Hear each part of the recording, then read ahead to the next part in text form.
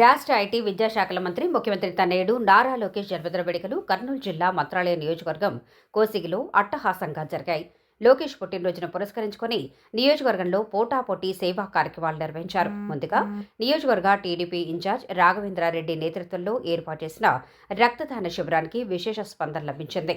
రాఘవేంద్రారెడ్డి సోదరుడు మంచాల society chairman Ramakrishna Reddy, Kauthalam మండల అధ్యక్షుడు సురేష్ నాయుడు స్వయంగా రక్తదానం చేసి కార్యకర్తల్లో స్ఫూర్తి నింపగా ఏకంగా 260 మంది అభిమానులు రక్తదానం చేశారు.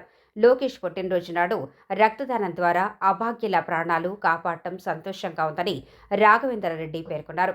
మరోవైపు మాజీ జిల్లా టీడీపీ అధ్యక్షుడు తిక్కారెడ్డి ఆదేశాల మేరకు ఆయన వర్గీయులు కూడా భారీ ఎత్తున సేవా కార్యక్రమాలు చేపట్టారు. కోసిగయ్య తేరు ఆవరణలో కొండనగేరి వీరారెడ్డి, చిన్న తాయన్న, ఎంపీటీసీ మహాదేవ, సర్పంచ్ రామయ్యల ఆధ్వర్యంలో భారీ అన్నదాన కార్యక్రమాన్ని నిర్వహించారు.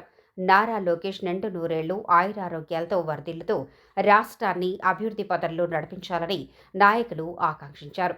మొత్తానికి మంత్రి లోకేష్ జన్మదినం సందర్భంగా కోసిగిలో టీడీపీ శ్రేణులు పోటాపోటీగా చేపట్టిన సేవా కార్యక్రమాలు నియోజకవర్గంలో పండుగ వాతావరణాన్ని తీసుకొచ్చాయి.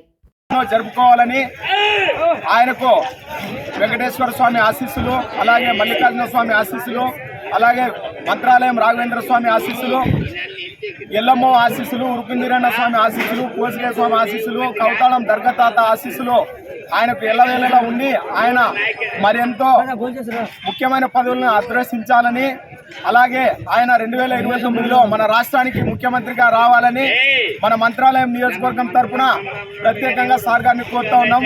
నాకు అవకాశం ఇచ్చిన పెద్దలందరికీ వచ్చేసిన అందరికీ కూడా పేదలకు జన్మ శుభాకాంక్షలు.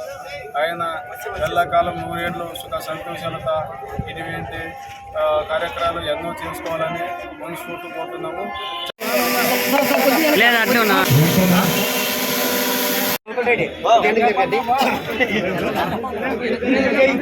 కాదు